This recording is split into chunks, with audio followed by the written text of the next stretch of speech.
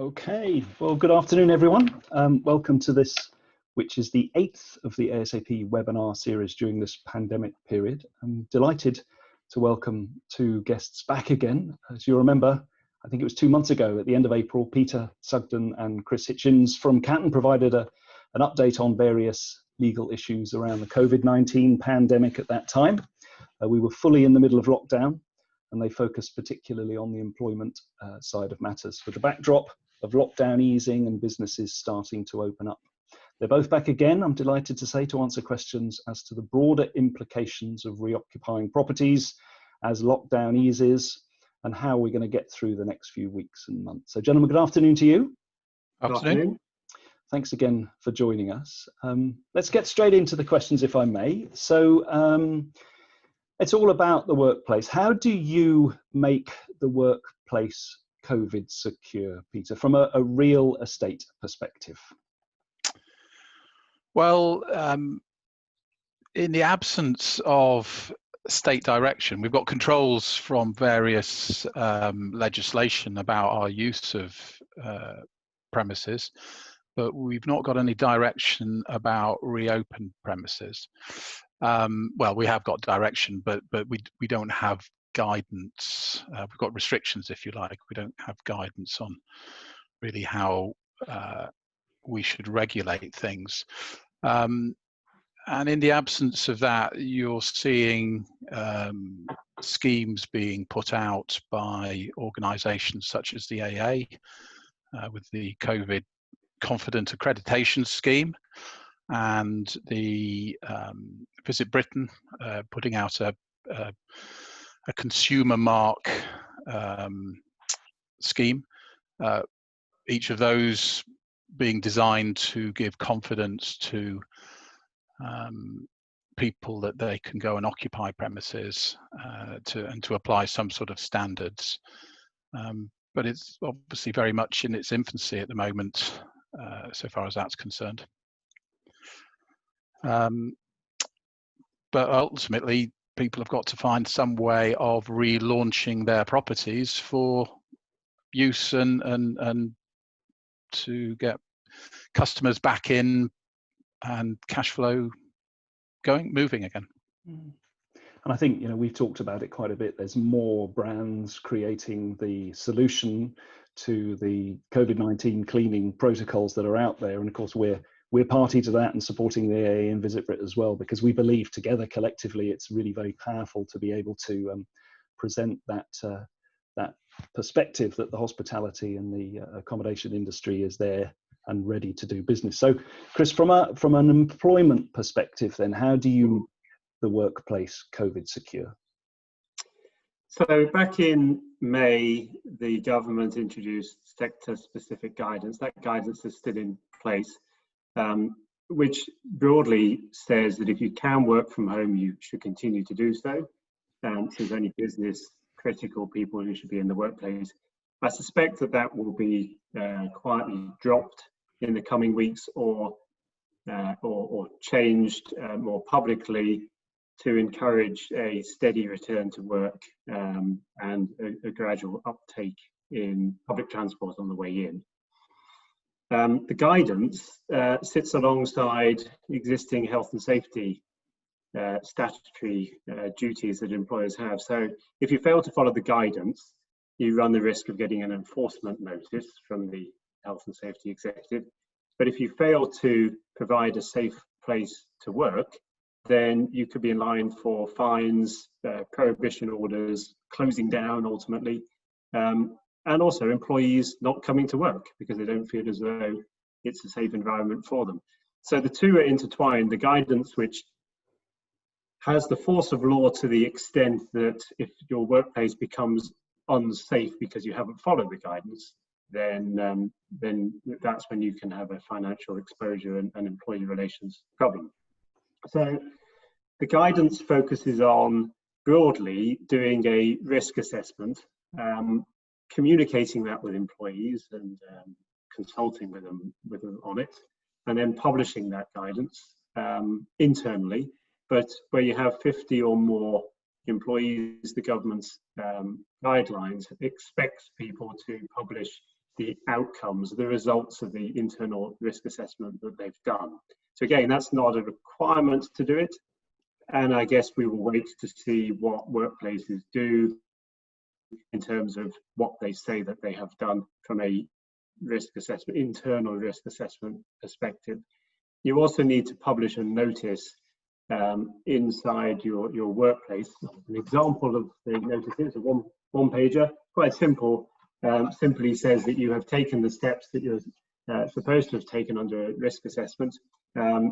You've got social distancing in place, that where people can't stay 2 meters apart, you've got other measures in place to protect them. So what does the guidance cover? Well, it is principally around this risk assessment. And to my mind, it's common sense. It's business premise specific. And you look at your place of work, you look at access areas, you look at staggering coming to work times, you look at maybe reducing the size of the groups that people work in, you have hand washing facilities, hand sanitizer, regular cleaning, maybe put in perspex between where people work. So it's about doing all of that and saying that you've done all of that, and probably trial and error after that, because you'll find that when people come into the office, some of the ideas that you thought would work in practice haven't done, and no doubt employees will raise their concerns accordingly.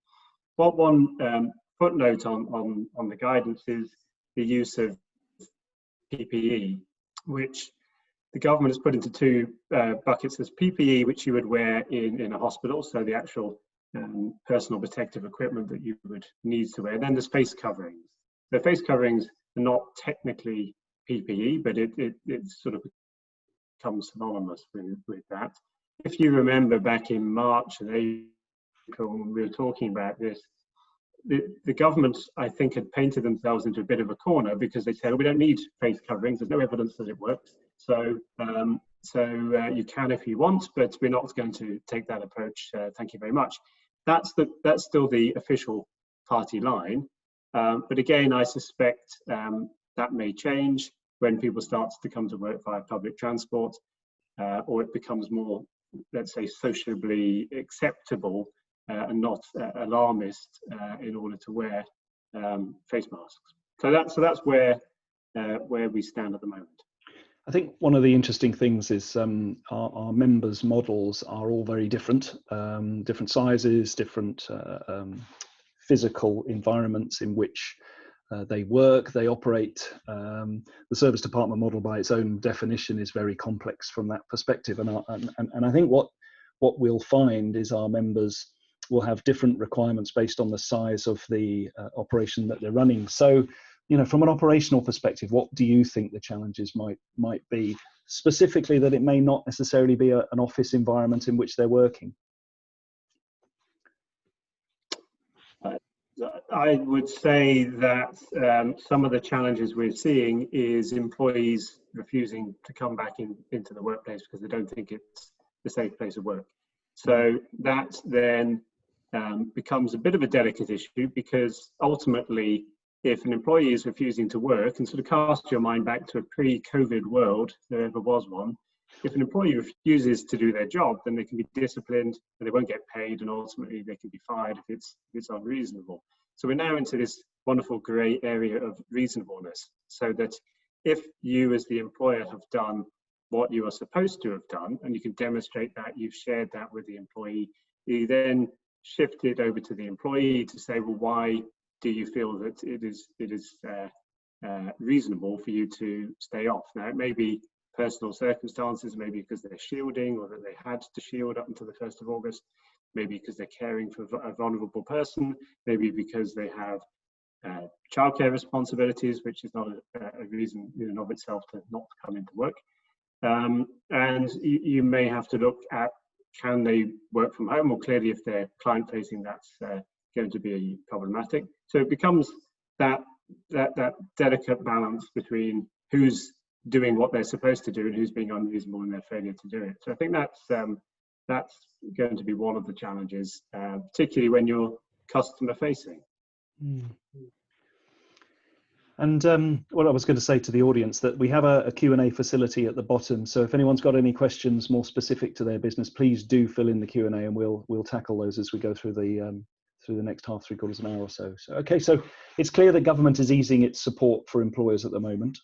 What does this mean in the unemployment context? And I suppose we're talking furloughing and flexible furloughing. What does that mean, Chris?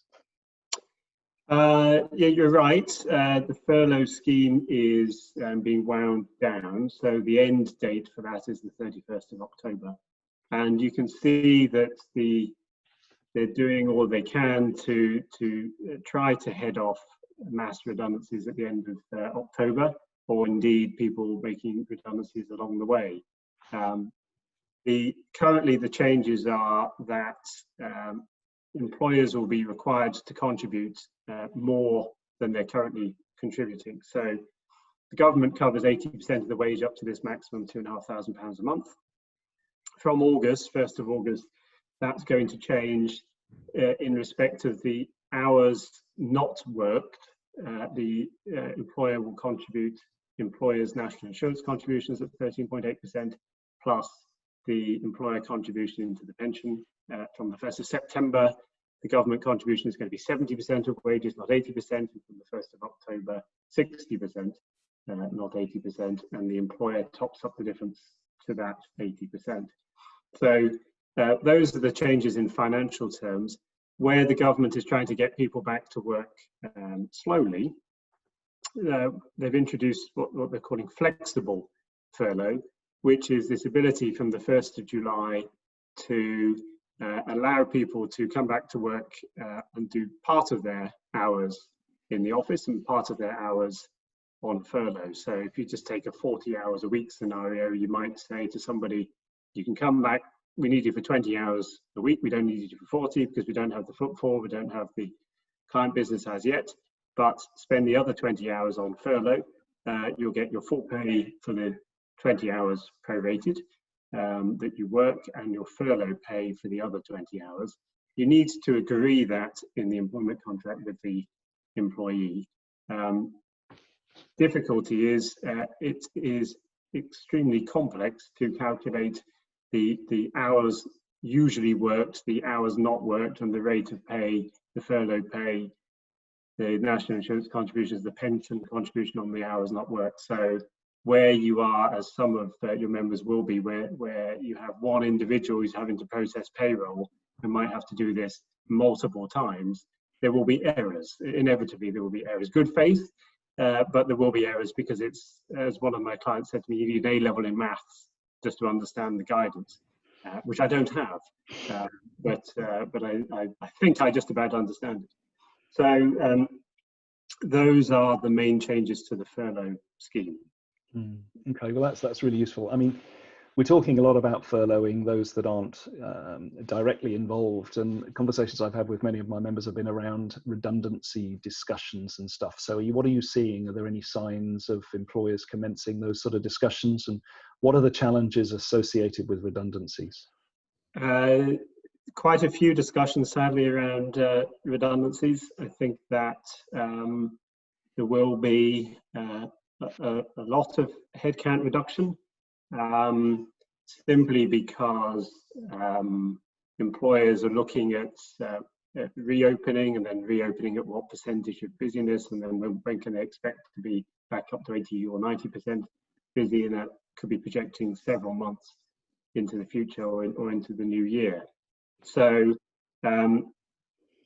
rather unscrupulously, I suppose, but from a self-preservationist perspective, if the government is prepared to cover 80% of the furlough wage, and we know that that's lasting until the end of October, you would then be looking at doing a spreadsheet, looking at your headcount reduction and working out what you can continue to recover from the government, including on termination. So redundancies, you get statutory redundancy pay, which is not recoverable from the government, it comes out of the employer's pocket. The biggest payment really is the notice period. Broadly, people have 1 week's notice per year of service as a statutory minimum. And if you lose your job, the employer has the option of either making you a lump sum payment of your notice pay and say, well, today's your last day, you should have got a month's notice, but here's a month's pay. Or we're giving you notice today and your last day will be in a month's time, and we either do need you to work in that time or we don't need you to work during that time. You can go on garden leave. If you adopt the former approach and you pay what's called a pylon, a payment in lieu of notice, currently that's not recoverable under the job retention scheme. So what we've been advising clients who are looking at redundancies, that as regards notice, they might want to do a calculation that sets out, if we can give notice so that the notice period continues to run while on furlough, and that is between now and October the 31st, we know that that's going to be recoverable. However, if you have a long notice period, let's call it a month, then the employees continue to accrue holiday through that month, and we know that holiday pay is paid at full pay. So there's a math equation to work out there, which is more economical from the employer. How much can they recover from the government? Plus, if you're on furlough and you're on furlough pay, in certain circumstances, and this is quite convoluted, but in certain circumstances, the notice pay legally can be paid at the furlough rate of pay rather than the full pay. So again, that's potential cost saving, hugely unpalatable for employees, because it's seen as a you've found a legal loophole that you have in order to pay less than they feel is their entitlement. So that, whilst possible, does lead to quite bad feeling in our experience. So that's the sort of thought process around the notice pay. You also then need to look at the number of redundancies that you might be looking at, because there are two regimes. There's the individual consultation and there's collective consultation. Collective consultation kicks in if you're proposing to terminate 20 or more employees at one establishment within a 90-day period. Collective consultation involves electing representatives, which is it could be problematic in itself, notifying the government, so you have to go into the public domain that you're doing it, and consulting for a particular period of time, between 30 and 45 days, depending on the number of redundancies that you're proposing. So it's quite convoluted. What catches people is that 90-day period of the number of redundancies. So you sort of look back and go, well, did we actually make some redundancies last month, and should they be properly included in the calculation that we're doing this time? If your effective date of termination is 91 days apart, then they're two separate exercises, and that's something just to be aware of, because the 20 threshold is not huge. So if you are 20 or more, that sort of then plays into the timing that employers would be looking at from if we can get everything covered under the job retention scheme, which closes on the 31st of October, and say we have to consult for 30 days or for 45 days, are we looking at starting those consultations at or before the 1st of October, or at or before the 15th of September, where it's a 45-day consultation window? So a lot of that preparatory thinking might have started now. Other employers might be looking to lose what you would otherwise call poor performers, where there's an opportunity to do so without going down a hard and fast performance improvement plan, and you can use the economic circumstances as your rationale. So I'm not seeing mass panic as yet, but certainly there are clients who are looking at this. Well, that's really useful, and I'm sure our members will have a lot of questions around the specifics of that. And we will say at the end, and we will put it in the newsletter as well, there is an opportunity to contact you directly through the helpline that you very generously offered us. So thank you again for that. As I say, a lot of detail there. So Peter, what's the government support position regarding commercial properties at the moment then? Well, you've got a couple of things going on in terms of the outgoings on property. So there's obviously rate support still in place, and with some particular support for hospitality properties. But the big one, of course, is the extension of the ability to obtain possession of premises out to the 30th September now. And so for tenants, that's the big protection. It doesn't mean that liabilities, certainly on the rent side, have gone. They're still there, and tenants and landlords continue to talk about what options there are to help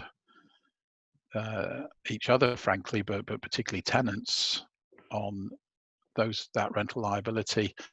The government's put out a code of practice to try and help direct some of these discussions and other COVID issues. But there's a myriad of discussions going on, and really it's very much fact specific. What's the pressure on a landlord? What's the position for a tenant? What's their ultimate financial backing? And you've seen a very big controversial CVA with Travelodge go through, and that's very controversial because you had obviously a tenant that their model is a lease model, so they had some huge liabilities for rent and no income, but you had they're essentially PE backed. They're not short of investors with deep pockets, and some of the objections to that CVA were led by interests who had very big aggregated holdings in of Travelodge interests, and so the fight was really not so much about helping Travelodge survive. The fight was who was going to lose the money, and who was going to have to put up the money. Is it going to be the investors at the landlord side, or could they force the investors into Travelodge to fund them up? It's that can is kicked down the road now to the 30th of September, but it is a can kicked down the road. It certainly feels like if I can use a war analogy from 1940, there's a phony war. At what point does this all run out? And at some point, landlords will be able to forfeit leases. At a point, as Chris has explained, the furlough support runs out. Have people sorted out their rental solutions? Have they got income flow back in? So it's the reckoning is still to come. But what else have people? What have people got to do to help protect against that? And I think that's a neat way of leading you into a next question. Not that I know what it is. Yeah, right, but we have practiced this. So, what are you seeing then? What I mean, in reality, what does it look like? What's happening? It's everything. It's rent deferment. It's not so much. I'd say there's less extensions. It's more about just deferment. It's almost like a soft loan. So you move from rent in advance to rent in arrears. You move to monthly. You amortize a holiday down the line with interest payments. So you're seeing everything. I mean, some of it, if you take Travelodge as a very obvious one because they're so big, where we've had involvement from the investor landlord side. There was every range of attempts to get them to pay, but proceedings, stat demands have been knocked on the head as well, which we'll come to in the short term. So it's really how helpful anyone wants to be. But we're back seeing Primark not pay again. I think we were there a few days after Primark hadn't paid the last time, or maybe a few weeks, but we're there with them not paying again. That rent's still to be paid. But it will get sorted out, no doubt. And from a financial perspective then, a question's just come in and we could probably link these together, but have you seen any take up in the business interruption loan scheme?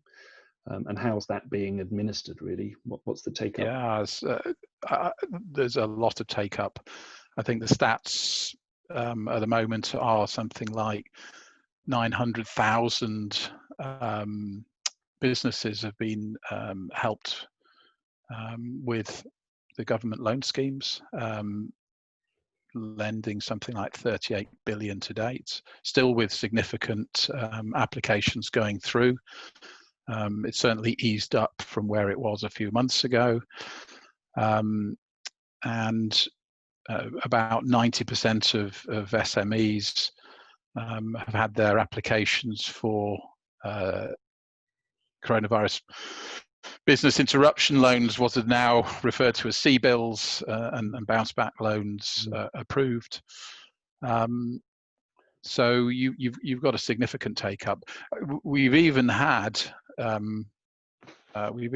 client turn up with a potential deal to buy some smaller assets in the hospitality sector, smaller assets that were struggling before and obviously are struggling even more so, but where they're looking to use CBILS to as the finance for that. And is there, one of the questions just come in, is there any limitations or restrictions on what those loans can be used for? The question specifically relates here to salaries or dividends or preventing redundancies.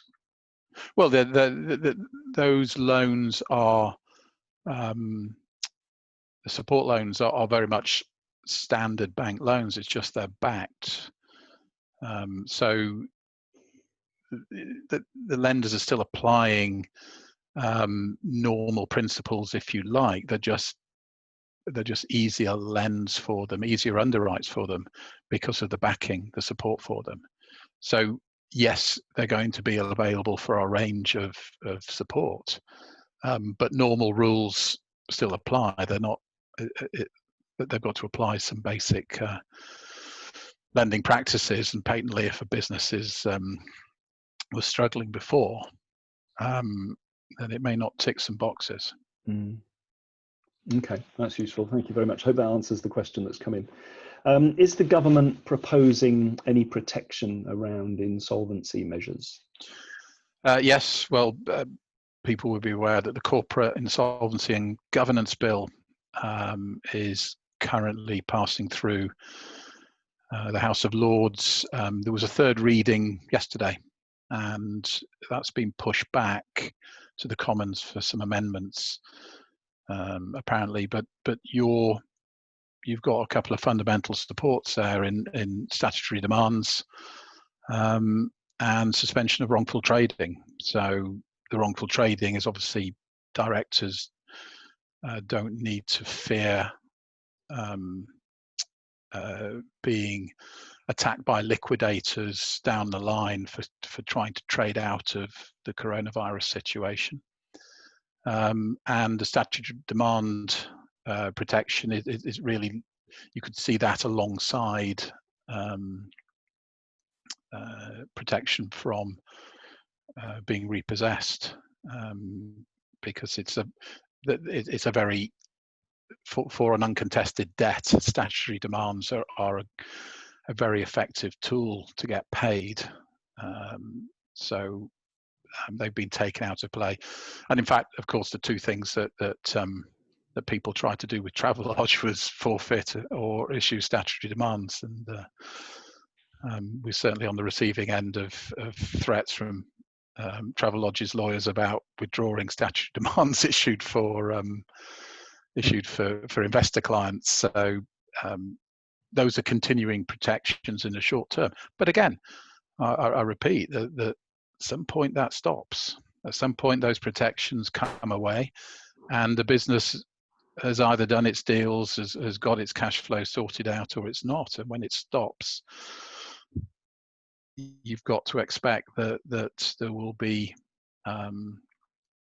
some material distress, which we're not seeing at the moment out there. I've seen one receivership deal on an operational hotel, which was, well, where we're negotiating to see if we can acquire, but it was probably a ill-conceived appointment at this stage. Although for some you don't have any option. There's a couple of there's a hotel group, of which this is one, where administration receivership have applied, really because it was the only way to keep it all running. But for other people, that their assets are still viable, subject to what happens coming out of COVID. They may not have the same values as they did, but that's a different story. And that's where we'd love to know the answer. I'm not sure if you can help with that, but we'd love to ask the question: how long is it going to last? What's it going to look like? Who's going to pay for this £38 million worth of debt? Well, that's a more worrying question for all of us on an individual basis, because it's individual taxes from tens of millions of people that I'm sure sort that one out. Thanks for that. I'm in the same boat. Yeah, no, exactly. But no, really appreciate your time, gentlemen, this afternoon. Thank you very much. Just to reiterate again, Katten very generously offered that free help line. So please, ladies and gentlemen, if you have any specific questions relating to your businesses, or you just want some advice, do jump on the business partner page of the ASAP website, and there are links through to that. We'll also put it in the newsletter tomorrow that goes out on our Feel Good Friday. I sound like a DJ, don't I? But that'll go out tomorrow. So I don't know if there's anything else that you just wanted to add, gents. No, I think we've sort